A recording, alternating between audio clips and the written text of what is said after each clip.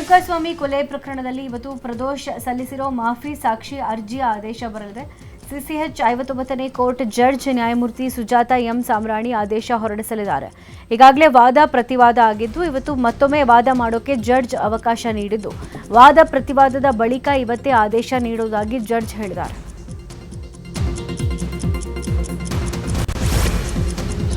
DK Shivakumar ಸರ್ಕಾರದ ಸಂಪುಟ ವಿಸ್ತರಣೆಯಾಗಿ 1 ವಾರ ಆಯಿತು. ಖಾತೆ ಹಂಚಿಕೆ ಇನ್ನೂ ಕೂಡ ಫೈನಲ್ ಆಗಿಲ್ಲ. ಮತ್ತು ಒಂದು ಕಡೆ ಬಂಡಾಯವಿದ್ದಂಥ ಶಾಸಕರ ಸಮಾಧಾನ ಪಡಿಸಲಿಕ್ಕೆ ಸಿಎಂ ಡಿಕೆಶಿ ಕಸರತ್ತನ್ನು ಮಾಡ್ತಿದ್ದಾರೆ. ಖಾಲಿ ಇರುವಂಥ ಸಚಿವ ಸ್ಥಾನವನ್ನು ಒಬ್ಬರಿಗೆ ಕೊಡಲಿದ್ದು ಮತ್ತೊಂದು ಸ್ಥಾನಕ್ಕೆ ಒಬ್ಬ ಸಚಿವರಿಗೆ ಕೊಡಲಿದ್ದಾರೆ. ಆ ಸಚಿವ ಸ್ಥಾನವನ್ನು ಅಸಮಾಧಾನಿತ ಶಾಸಕರಿಗೆ ಕೊಡಲಿಕ್ಕೆ ಮುಂದಾಗಿದ್ದಾರೆ. ಸಚಿವ ಎಚ್.ಸಿ. ಬಾಲಕೃಷ್ಣ ಇವತ್ತು ಬೆಂಗಳೂರು ದಕ್ಷಿಣ ಜಿಲ್ಲೆಯ ಮಾಗಡಿ ರಾಮನಗರ ಭಾಗದ ಗ್ರಾಮಗಳಿಗೆ ಭೇಟಿ ನೀಡಿ ಬರ ಅಧ್ಯಯನ ನಡೆಸಲಿದ್ದಾರೆ. ಈ ಬಾರಿ ಮಳೆಯ ಕೊರತೆಯಿಂದಾಗಿ ಬೆಳೆ ನಷ್ಟವಾಗಿದ್ದು ಈ ಬಗ್ಗೆ ಜಿಲ್ಲಾಧಿಕಾರಿಯಿಂದ ಮಾಹಿತಿ ಪಡೆದು ರೈತರ ಜೊತೆಗೆ ಸಮಾಲೋಚನೆ ನಡೆಸಲಿದ್ದಾರೆ. ಬೆಳಗ್ಗೆ 10:30ಕ್ಕೆ ಮೊದಲಿಗೆ ಮಾಗಡಿಯ ಹಳ್ಳಿಗಳಿಗೆ ಭೇಟಿ ನೀಡಿ ನಂತರ ರಾಮನಗರಕ್ಕೆ ಬರಲಿದ್ದಾರೆ. ಮಧ್ಯಾಹ್ನ 3ಕ್ಕೆ ಬರದ ಸಭೆ ನಡೆಯಲಿದೆ.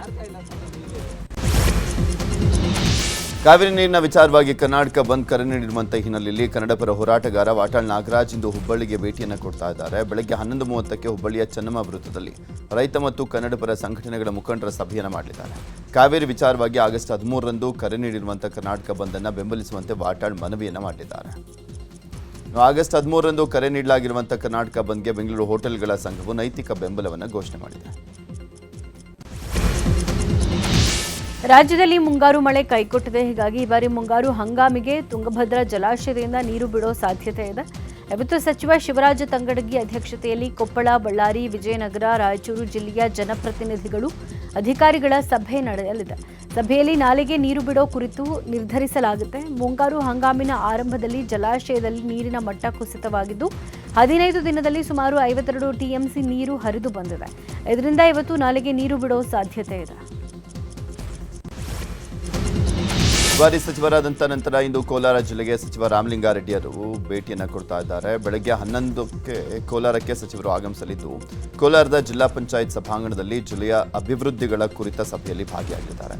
ಜೊತೆಗೆ ಬರ ಪರಿಸ್ಥಿತಿಯ ಕುರಿತು ಮಾಹಿತಿಯನ್ನು ಪಡೆಯಲಿದ್ದಾರೆ. ಆಗಸ್ಟ್ 13ರಿಂದ ವಿಧಾನಮಂಡಲ ಅಧಿವೇಶನ ನಡೆಯಲಿದೆ. ಹೀಗಾಗಿ ವಿಧಾನಸೌಧದ ಸುತ್ತಮುತ್ತ 2 ಕಿಲೋಮೀಟರ್ ವ್ಯಾಪ್ತಿಯಲ್ಲಿ ನಿಷೇಧಾಜ್ಞೆ ಜಾರಿಗೊಳಿಸಲಾಗಿದೆ. ಆಗಸ್ಟ್ 13ರಿಂದ ಆಗಸ್ಟ್ 27ರವರೆಗೆ ನಿಷೇಧಾಜ್ಞೆ ಜಾರಿಯಾಗಿದ್ದು ಯಾವುದೇ ಪ್ರತಿಭಟನೆ, ಹೋರಾಟ, ಧರಣಿ ಮಾಡದಂತೆ ನಿಷೇಧಿಸಲಾಗಿದೆ. ಆದರೆ ಆಗಸ್ಟ್ 15ರಂದು ವಿಧಾನಸೌಧದ ಬಳಿ ಫ್ರೀಡಂ ಹಬ್ಬ ಆಚರಣೆ ಮಾಡ್ತಾ ಇದ್ದು 1 ದಿನದ ಮಟ್ಟಿಗೆ ವಿನಾಯಿತಿ ಕೊಡಲಾಗಿದೆ. ರಾಜ್ಯ ರಾಜಕೀಯದಲ್ಲಿ ಅಧಿಕಾರ ಹಂಚಿಕೆ ಜೊತೆಗೆ ಈಗ ಕೊಠಡಿಗಾಗಿ ಸಚಿವರ ನಡುವೆ ಫೈಟ್ ಶುರುವಾಗಿದೆ. ವಿಕಾಸಸೌಧ ಬದಿಗಿಟ್ಟು ವಿಧಾನಸೌಧದ ಒಳಗಡೆ ಪ್ರತಿಷ್ಠಿತ ಕೊಠಡಿಗಳನ್ನು ಪಡೆಯಲಿಕ್ಕೆ ಇಬ್ಬರು ಪ್ರಮುಖ ಸಚಿವರು ಯಶಸ್ವಿಯಾಗಿದ್ದಾರೆ. ಸಚಿವರಾದಂಥ ಶಿವಲಿಂಗೇಗೌಡರು ಹಾಗೂ ಜಮೀರ್ ಅಹಮದ್ಗೆ ವಿಧಾನಸೌಧದಲ್ಲಿ ಕೊಠಡಿಗಳ ಹಂಚಿಕೆಯನ್ನು ಮಾಡಲಾಗಿದೆ. ಜಮೀರ್ ಅಹಮದ್ಗೆ ವಿಧಾನಸೌಧದಲ್ಲಿ 302 ಹಾಗೆ 302A ಕೊಠಡಿಗಳ ಹಂಚಿಕೆಯನ್ನು ಮಾಡಿದರೆ ಶಿವಲಿಂಗೇಗೌಡರಿಗೆ ವಿಧಾನಸೌಧದಲ್ಲಿ 308, 308A ಕೊಠಡಿಗಳನ್ನು ಹಂಚಿಕೆ ಮಾಡಲಾಗಿದೆ. ಬಿಡದಿ ಟೌನ್ಶಿಪ್ ಯೋಜನೆ ವಿರುದ್ಧ ಜೆಡಿಎಸ್ ಮತ್ತು ಬಿಜೆಪಿ ಹಮ್ಮಿಕೊಂಡಿದ್ದ 3 ದಿನಗಳ ಬೃಹತ್ ಪಾದಯಾತ್ರೆಯಲ್ಲಿ ನಿನ್ನೆ ಮೊಟಕುಗೊಂಡಿದೆ. ಬೆಂಗಳೂರಿನ ಹೊರವಲಯದ ಕಣಿಮೆಣಿಕೆ ಟೋಲ್ ಗೇಟ್ ಬಳಿ ಪೊಲೀಸರು ಪ್ರತಿಭಟನಾಕಾರರನ್ನು ತಡೆದಿದ್ದಾರೆ. ಈ ಹಿನ್ನೆಲೆ ತಾತ್ಕಾಲಿಕವಾಗಿ ಹೋರಾಟ ಅಂತ್ಯಗೊಂಡಿದ್ದು ಈ ಹೋರಾಟ ಸಂಪೂರ್ಣವಾಗಿ ಮುಕ್ತಾಯಗೊಂಡಿಲ್ಲ. ಬದಲಿಗೆ ಮುಂದಿನ ಹಂತಕ್ಕೆ ಸ್ಥಳಾಂತರಗೊಂಡಿದೆ. ಬೆಂಗಳೂರಿನ ಫ್ರೀಡಂ ಪಾರ್ಕ್ನಲ್ಲಿ ಆಗಸ್ಟ್ 18ಕ್ಕೆ ಪ್ರತಿಭಟನೆ ನಡೆಯುತ್ತೆ ಹೀಗಂತ ನಿಖಿಲ್ ಕುಮಾರಸ್ವಾಮಿ ಘೋಷಣೆ ಮಾಡಿದ್ದಾರೆ.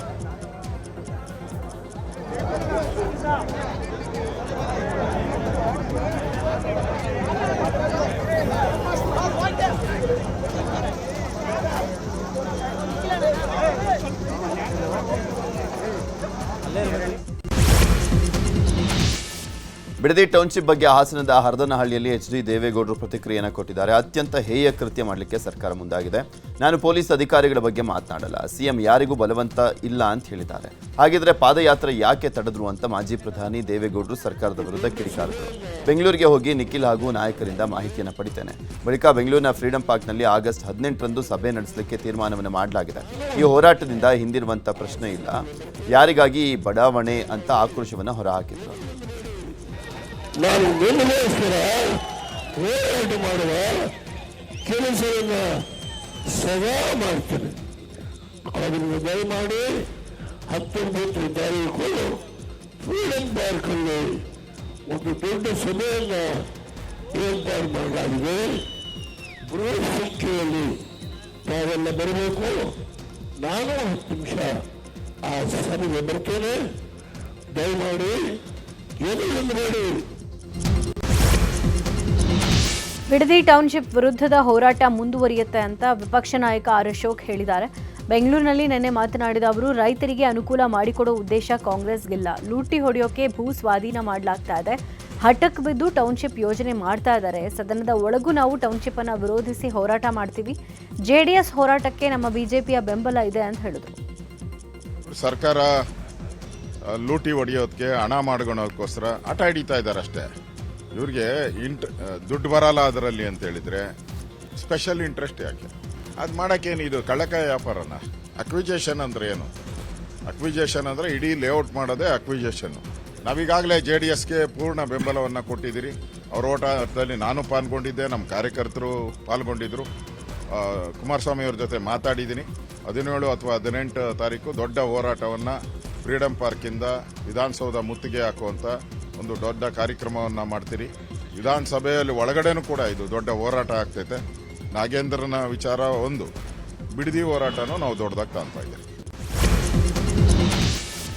ಇನ್ನು ಟೌನ್ಶಿಪ್ ವಿಚಾರವಾಗಿ ಜೆಡಿಎಸ್ ಪ್ರತಿಭಟನೆಯನ್ನ ಯೂತ್ ಕಾಂಗ್ರೆಸ್ ಲೇವಡಿ ಮಾಡಿದೆ. ಬೆಂಗಳೂರಿನ JP ಭವನದ ಗೋಡೆ ಗೇಟ್ಗೆ ಯೂತ್ ಕಾಂಗ್ರೆಸ್ ಕಾರ್ಯಕರ್ತರು ಪೋಸ್ಟರ್ ಅಂಟಿಸಿ HDK ಬಗ್ಗೆ ವ್ಯಂಗ್ಯವಾಡಿದ್ದಾರೆ. ಟೌನ್ಶಿಪ್ ವಿರುದ್ಧದ JDS ಹೋರಾಟ ರಾಜಕೀಯ ಪ್ರೇರಿತ ಅಂತ ಪೋಸ್ಟರ್ ಅಂಟಿಸಲಾಗಿದೆ. ಮಧು ಬಂಗಾರಪ್ಪ ಜೊತೆಗಿನ ವಿಜೇಂದ್ರ ಮಾತುಕತೆ ಬಿಜೆಪಿಯಲ್ಲಿ ವಿರೋಧಿಗಳಿಗೆ ಅಸ್ತ್ರ ಸಿಕ್ಕಂತಾಗಿದೆ. ಬಿಡದಿ ಟೌನ್ಶಿಪ್ ವಿರುದ್ಧ ವಿಜೇಂದ್ರ ನಡೆ ಬಗ್ಗೆಯೂ ಮೈತ್ರಿಯಲ್ಲಿ ಅಸಮಾಧಾನ ಉಂಟಾಗಿದೆ. ಇನ್ನು ಟೌನ್ಶಿಪ್ ಯೋಜನೆಯಲ್ಲಿ ಪರಿಹಾರ ತಗೊಂಡವರು ಹೋರಾಟಕ್ಕೆ ಬರ್ತಾ ಇದ್ದಾರೆ ಅನ್ನೋ ವಿಜೇಂದ್ರ ಮಾತಿನಿಂದ ದೋಸ್ತಿಯಲ್ಲಿ ಕಿಡಿ ಹೊತ್ಕೊಂಡಿದೆ. ಈ ಬಗ್ಗೆ ವಿಜೇಂದ್ರ ಸ್ಪಷ್ಟನೆ ಕೊಟ್ಟಿದ್ದು, ಕೇಂದ್ರ ಸಚಿವ HD ಕುಮಾರಸ್ವಾಮಿ ಜೊತೆಗೂ ಚರ್ಚಿಸಿದ್ದಾರೆ. ನಾನು ಆ ರೀತಿ ಮಾತಾಡಿಲ್ಲ. ಸರ್ಕಾರ ಬಲವಂತವಾಗಿ ರೈತರಿಂದ ಭೂಮಿ ತೆಗೆದುಕೊಳ್ತಾ ಇದೆ ಅಂತ ಹೇಳಿದ್ದೀನಿ ಅಷ್ಟೇ. ಅದನ್ನು ಬಿಟ್ಟು ಹೋರಾಟದ ದಿಕ್ಕು ತಪ್ಪಿಸೋ ರೀತಿ ನಾನು ಯಾವತ್ತೂ ಮಾತಾಡಿಲ್ಲ. ಇದರ ಬಗ್ಗೆ ಸದನದಲ್ಲೂ ನಾನೇ ಸ್ಪಷ್ಟನೆ ಕೊಡ್ತೀನಿ ಅಂತ ಹೇಳಿದ್ದಾರೆ. ಇನ್ನು ಬಿಜೆಪಿಯಲ್ಲಿನ ವಿಜೇಂದ್ರ ವಿರೋಧಿಗಳಿಗೆ ಇದು ಅಸ್ತ್ರವಾಗಿದ್ದು, ವಿಡಿಯೋ ಸಮೇತ ವರಿಷ್ಠರಿಗೆ ದೂರು ಕೊಡೋಕೆ ಮುಂದಾಗಿದ್ದಾರೆ. ಸಚಿವ ಎನ್ ಚಲುವರಾಯಸ್ವಾಮಿ ನಾಗಮಂಗಲದಲ್ಲಿ ನಡೆದಂತಹ ಸಾರ್ವಜನಿಕ ಸಮಾರಂಭ ಹಾಗೂ ಅಭಿನಂದನಾ ಸಮಾರಂಭದಲ್ಲಿ HD ಕುಮಾರಸ್ವಾಮಿ ವಿರುದ್ಧ ವಾಗ್ದಾಳಿಯನ್ನು ಮಾಡಿದ್ದಾರೆ. JDS ಪಕ್ಷದ ಭಿಕ್ಷೆಯಿಂದ ನಾನು ಗೆದ್ದಿಲ್ಲ, ನಾಗಮಂಗಲದ ಜನ ಕೊಟ್ಟ ಆಶೀರ್ವಾದದಿಂದ ಗೆದ್ದಿದ್ದೇನೆ ಅಂತ ಸ್ಪಷ್ಟಪಡಿಸಿದ್ರು. ಅಂದು ಪಕ್ಷ ಬಿಟ್ಟು ಹೋದವರ ನಡುವೆ ಉಳಿದವರನ್ನ ಒಗ್ಗೂಡಿಸಿ JDS ಪಕ್ಷವನ್ನು ಕಟ್ಟಿ ಬೆಳೆಸಿದ್ದೆ ತಾನು ಅಂತ ಸ್ಮರಿಸಿದ್ರು. ಅಂದು ಗೌರವ ಕಾಪಾಡಿಕೊಂಡಿದ್ದರೆ JDS ಇಂದು 50ರಿಂದ 60 ಸೀಟುಗಳನ್ನು ಗೆಲ್ತಾ ಇತ್ತು ಅಂತ ಹೇಳಿದ್ರು. ನಾಗಮಂಗಲ ತಾಲೂಕಿನ ಜನ ಕೊಟ್ಟ ಭಿಕ್ಷೆ ಜನತಾದಳ ಕೊಟ್ಟ ಭಿಕ್ಷೆ ಅಲ್ಲ. ಇಡೀ ರಾಜ್ಯದಲ್ಲಿ 10 ಜನ ಗೆದ್ದಾಗ ನಾನು ಒಬ್ಬ ಗೆದ್ದೋಗಿದ್ದು, 6 ಜನ ಪಕ್ಷ ಬಿಟ್ಟೋದಾಗ 4 ಜನ ಉಡ್ಕೊಂಡು ಪಕ್ಷ ಕಟ್ಟಿದ್ದು ಜನತಾದಳನ ಚಲುವರಾಯಸ್ವಾಮಿ. ಅವತ್ತು ನೀವು ಗೌರವವಾಗಿ ನಡೆಸ್ಕೊಂಡಿದ್ರೆ ಇದೇ ಚಲುವರಾಯಸ್ವಾಮಿ ಜನತಾದಳದಲ್ಲಿ ಇದ್ದು ಇವತ್ತು ಕನಿಷ್ಠ 50-60 ಜನ ಗೆಲ್ತಿದ್ರು.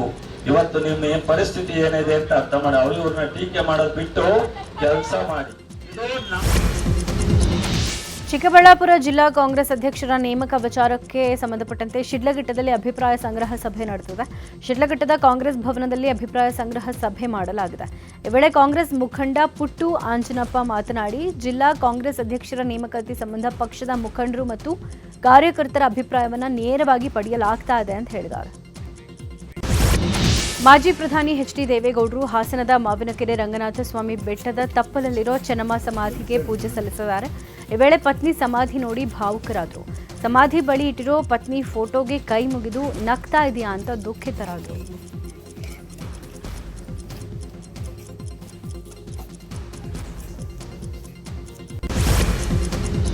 ಬೆಂಗಳೂರು ನಗರದಲ್ಲಿ ಒಟ್ಟು 3 ದಿನಗಳ ಕಾಲ ಆಹಾರ ಸುರಕ್ಷತಾ ಇಲಾಖೆಯಿಂದ ಕಾರ್ಯಾಚರಣೆ ನಡೆದಿದೆ. ಈ ಬಗ್ಗೆ ಆಹಾರ ಸುರಕ್ಷತಾ ಇಲಾಖೆಯಿಂದ ಪತ್ರಿಕಾ ಪ್ರಕಟಣೆ ಹೊರಡಿಸಿ ಈವರೆಗೂ ಮಾಡಿರುವಂತಹ ಸಂಪೂರ್ಣ ದಾಳಿಯ ಮಾಹಿತಿಯನ್ನು ಪಡೆದುಕೊಳ್ಳಲಾಗಿದೆ. 30 ತಂಡಗಳಿಂದ ವಿವಿಧ ಕಡೆಗಳಲ್ಲಿ 3 ಸ್ಟಾರ್ ಹಾಗೂ 5 ಸ್ಟಾರ್ ಹೋಟೆಲ್ಗಳ ಮೇಲೆ ಒಟ್ಟು 60 ಕಡೆಗಳಲ್ಲಿ ದಾಳಿಯನ್ನು ಮಾಡಲಾಗಿದೆ. ಒಟ್ಟು 77 ಆಹಾರ ಮಾದರಿಗಳ ಸಂಗ್ರಹಿಸಲಾಗಿದೆ. ಚಿಕನ್, ಮಾಂಸ, ಮೀನು, ಬ್ರೆಡ್, ಮಯೋನೀಸ್, ಅಡುಗೆ ಎಣ್ಣೆ, ಮೊಸರು, ಬೇಳೆ, ಕಡಲೆ, ಕೊತ್ತಂಬರಿ, ಚಟ್ನಿ ಮ್ಯಾರಿನೇಟ್ ಮಾಡಿದಂತಹ ಆಹಾರ ಪ್ರಯೋಗಾಲಯಕ್ಕೆ ರವಾನೆ ಮಾಡಲಾಗಿದೆ. ಇನ್ನು MG ರೋಡ್ನಲ್ಲಿರುವಂಥ ಮೆಕ್ಡೊನಾಲ್ಡ್ ಮೇಲೆ ಆಹಾರ ಇಲಾಖೆ ಅಧಿಕಾರಿಗಳು ದಾಳಿಯನ್ನು ಮಾಡಿದ್ದು ಆತಂಕಕಾರಿ ಅಂಶ ಪತ್ತೆಯಾಗಿದೆ. ಮೆಕ್ಡೊನಾಲ್ಡ್ನಲ್ಲಿ ಎಣ್ಣೆಯ ಶುದ್ಧೀಕರಣಕ್ಕೆ ಮೆಗ್ನೀಷಿಯಂ ಸಲ್ಫೇಟ್ ಬಳಕೆ ಮಾಡಿರುವಂಥದ್ರ ಬಗ್ಗೆ ಮಾಹಿತಿ ಪತ್ತೆಯಾಗಿದೆ. ಮದುವೆಯಾದ ಬಳಿಕ ಪತಿ ಪತ್ನಿಯಿಂದ ದೂರವಾಗಿದ್ದಾನೆ. ತ್ರಿವಳಿ ತಲಾಖ್ ಬ್ಯಾನ್ ಆಗಿದ್ರು ನನಗೆ ತಲಾಖ್ ಹೇಳಿ ಪತಿ ದೋಖಾ ಮಾಡಿದ್ದಾರೆ ಅಂತ ಮಹಿಳೆಯೊಬ್ಬರು ದೂರು ಕೊಟ್ಟಿದ್ದಾರೆ. 2025ರಲ್ಲಿ ಶೇಖ್ ಅಫ್ರಾನ್ ಮದುವೆ ಆಗಿದ್ರು. ಆದರೆ ಮದುವೆ ಬಳಿಕ ಮಹಿಳೆಗೆ ಇನ್ನಿಲ್ಲದ ಹಿಂಸೆ ಕೊಟ್ಟಿದ್ದಾರೆ ಅಂತ ಮಹಿಳೆ ದೂರಿನಲ್ಲಿ ದಾಖಲೆ ಮಾಡಿದ್ದಾಳೆ. ಇನ್ನು ಈ ಬಗ್ಗೆ ದೂರು ನೀಡಿ 8 ತಿಂಗಳಾದರೂ ಕೂಡ ಪೊಲೀಸರು ಯಾವುದೇ ರೀತಿ ಕ್ರಮ ಕೈಗೊಂಡಿಲ್ಲ ಅಂತ ಆರೋಪ ಮಾಡಿದ್ದಾರೆ. ಮಂಡ್ಯದಲ್ಲಿ 30 ಜನರಿದ್ದಂಥ ಬಸ್ಸನ್ನು ಹಿಂದೂಪರ ಕಾರ್ಯಕರ್ತರು ತಡೆದಂಥ ಘಟನೆ ನಡೆದಿದೆ. ಮಡಿಕೇರಿಗೆ ಬಸ್ನಲ್ಲಿ ಪ್ರಯಾಣವನ್ನು ಮಾಡ್ತಾ ಇದ್ದಂಥ 30ಕ್ಕೂ ಹೆಚ್ಚು ಜನ ಅಕ್ರಮವಾಗಿ ಬಂದಿರುವಂಥ ಬಾಂಗ್ಲಾ ಪ್ರಜೆಗಳು ಎಂಬ ಅನುಮಾನದ ಮೇಲೆ ಬಸ್ ತಡೆದು ಹಿಂದೂಪರ ಸಂಘಟನೆ ಕಾರ್ಯಕರ್ತರು ಪರಿಶೀಲನೆಯನ್ನು ಮಾಡಿದರು. ಬಳಿಕ ಪೊಲೀಸರು ಸ್ಥಳಕ್ಕಾಗಮಿಸಿ ಪರಿಶೀಲನೆ ನಡೆಸಿದ್ದು ಎಲ್ಲರನ್ನೂ ನಿರಾಶ್ರಿತರ ಕೇಂದ್ರಕ್ಕೆ ರವಾನೆ ಮಾಡಲಾಗಿದೆ. ಬೆಳಗಾವಿಯಲ್ಲಿ ಈಗಾಗಲೇ 3 ರಿಂದ 4 ಬಹುಕೋಟಿ ವಂಚನೆ ಕೇಸ್ ಬೆಳಕಿಗೆ ಬಂದ ಬೆನ್ನಲ್ಲೇ ಇದೀಗ ಇನ್ನೊಂದು ವಂಚನೆ ಪ್ರಕರಣ ಬಯಲಾಗಿದೆ. ಅಪೆಕ್ಸ್ ಬೀಸ್ ಕಾರ್ಪ್ ಟ್ರೇಡಿಂಗ್ ಹೆಸರಲ್ಲಿ ಸುಮಾರು 160 ಕೋಟಿ ರೂಪಾಯಿ ಜನರಿಗೆ ವಂಚನೆ ಮಾಡಲಾಗಿದೆ. 3,000ಕ್ಕೂ ಹೆಚ್ಚು ಜನರು ಅಪೆಕ್ಸ್ ಬೀಸ್ ಕಂಪನಿ ಕಾರ್ಪ್ ಮೂಲಕ ಷೇರು ಮಾರುಕಟ್ಟೆಯಲ್ಲಿ ಹೂಡಿಕೆಗೆ ಹಣವನ್ನು ನೀಡಿದರು. ಆದರೆ ಗ್ರಾಹಕರ ಹಣದಲ್ಲಿ ಸ್ಥಿರಾಸ್ತಿ ಖರೀದಿ ಮಾಡಿರುವಂಥ ಸಂಸ್ಥೆ ಹಣ ದುರ್ಬಳಕೆ ಮಾಡಿಕೊಂಡಿದೆ. ನೊಂದ ಗ್ರಾಹಕರು ಟಿಳಕವಾಡಿ ಠಾಣೆಗೆ ದೂರನ್ನು ಕೊಟ್ಟಿದ್ದು ಪ್ರಕರಣದ 6ನೇ ಆರೋಪಿ ಅರ್ಜುನ್ ವಾಗ್ಮೋರೆಯನ್ನ ಬಂಧಿಸಿ ಪೊಲೀಸರು ತನಿಖೆಯನ್ನು ಮುಂದುವರೆಸಿದ್ದಾರೆ. ಕೋಲಾರ ಜಿಲ್ಲೆಯ ಕೆಜಿಎಫ್ ತಾಲೂಕಿನ ಉರಿಗಾಂ ಪೊಲೀಸ್ ಠಾಣಾ ವ್ಯಾಪ್ತಿಯಲ್ಲಿ ಆಗಸ್ಟ್ 4ರಂದು ದೇಗುಲದಲ್ಲಿ ಕಳ್ಳತನ ನಡೆದಿತ್ತು. ಇದೀಗ ಪೊಲೀಸರು ಪ್ರಮುಖ ಆರೋಪಿಯನ್ನ ಬಂಧಿಸಿದ್ದಾರೆ. ಮೊಳಕಾಲ್ಮೂರಿನಲ್ಲಿ ಜಿಲ್ಲಾ ಉಸ್ತುವಾರಿ ಸಚಿವರ ಎದುರಲ್ಲೇ ಶಾಸಕ ಹಾಗೂ ರೈತ ಮುಖಂಡರ ನಡುವೆ ಮಾತಿನ ಚಕಮಕಿ ನಡೆದಿದೆ. ಮೊಳಕಾಲ್ಮೂರು ತಾಲೂಕಿನಲ್ಲಿ ಬರ ವೀಕ್ಷಣೆಗೆ ಆಗಮಿಸಿದ್ದಂಥ ಸಚಿವ ಟಿ ರಘುಮೂರ್ತಿ ಪರಿಶೀಲನಾ ಸಭೆಯನ್ನು ಮಾಡಿದರು. ಬಳಿಕ ರೈತ ಮುಖಂಡರು ಭದ್ರಾ ಮೇಲ್ದಂಡೆ ಯೋಜನೆಯನ್ನು ತ್ವರಿತಗತಿಯಲ್ಲಿ ಜಾರಿಗೊಳಿಸುವಂತೆ ಸಚಿವರಿಗೆ ಒತ್ತಾಯಿಸಿದರು. ವೇಳೆ ಸಚಿವ ಟಿ ರಘುಮೂರ್ತಿ ರೈತರ ಜೊತೆಗೆ ಮಾತನಾಡುತ್ತಿದ್ದಾಗ ಶಾಸಕ ಎನ್ವೈ ಗೋಪಾಲಕೃಷ್ಣ ಮಧ್ಯಪ್ರವೇಶಿಸಿ ತಾಲೂಕು ಕೇಂದ್ರದಲ್ಲಿ ಹೋರಾಟ ಮಾಡುವ ಬದಲು ಗ್ರಾಮಗಳಿಗೆ ತೆರಳಿ ರೈತರ ಸಮಸ್ಯೆಗಳಿಗಾಗಿ ಹೋರಾಟ ಮಾಡಿ ಅಂತ ಹೇಳಿದರು. ಇದರಿಂದ ಆಕ್ರೋಶಗೊಂಡಂಥ ರೈತ ಮುಖಂಡರು ಶಾಸಕರ ವಿರುದ್ಧ ತಿರುಗಿ ಬಿದ್ದು ಆಕ್ರೋಶವನ್ನು ವ್ಯಕ್ತಪಡಿಸಿದರು. ಸಿನಿಮೀಯ ರೀತಿಯಲ್ಲಿ ಸೆಕ್ಯೂರಿಟಿ ಗಾರ್ಡ್ ಒಬ್ಬರು ಪ್ರಾಣಾಪಾಯದಿಂದ ಪಾರಾಗಿರೋ ಘಟನೆ ಬೆಂಗಳೂರಿನಲ್ಲಿ ನಡೆದಿದೆ ಅಂತ ಹೇಳಲಾಗಿದ್ದು, ಪೊಲೀಸರಿಗೆ ವಿಡಿಯೋ ಸಮೇತ ಟ್ಯಾಗ್ ಮಾಡಲಾಗಿದೆ. ಕಾರು ಚಾಲಕನೊಬ್ಬ ಗೇಟ್ ಹಾಕಿದ್ರು, ಕಾರನ್ನ ನಿಲ್ಲಿಸದೆ ಗೇಟ್ಗೆ ಗುದ್ದುಕೊಂಡು ಒಳಗೆ ಬಂದಿದ್ದಾನೆ. ಕಾರು ಗೇಟ್ಗೆ ಗುದ್ದಿದ ತಕ್ಷಣ ಸೆಕ್ಯೂರಿಟಿ ಗಾರ್ಡ್ ಗೇಟ್ ಬಳಿ ಓಡೋಡಿ ಬಂದಿದ್ದಾರೆ. ಈ ವೇಳೆ ಚಾಲಕ ಕಾರನ್ನ ನಿಲ್ಲಿಸದೆ ಮುಂದೆ ಸಾಗಿದ್ದು, ಅಲ್ಲೇ ಇದ್ದ ಸೆಕ್ಯೂರಿಟಿ ಸಿನಿಮೀಯ ಸ್ಟೈಲ್ನಲ್ಲಿ 3-4 ಪಲ್ಟಿ ಹೊಡೆದು ಪ್ರಾಣಾಪಾಯದಿಂದ ಪಾರಾಗಿದ್ದಾರೆ. ರಾಜ್ಯ ರಾಜಧಾನಿ ಬೆಂಗಳೂರಿನಲ್ಲಿ ಮತ್ತೊಮ್ಮೆ ಚಿರತೆ ಆತಂಕ ಶುರುವಾಗಿದೆ. ಹೌದು, ಸಿಲಿಕಾನ್ ಸಿಟಿಯ ಜನನಿಬಿಡ ಪ್ರದೇಶವಾಗಿರುವಂತಹ ಬನಶಂಕರಿ ಭಾಗದಲ್ಲಿ ಚಿರತೆಯೊಂದು ಪ್ರತ್ಯಕ್ಷವಾಗಿದ್ದು ಸ್ಥಳೀಯರಲ್ಲಿ ಭೀತಿ ಮೂಡಿಸಿದೆ.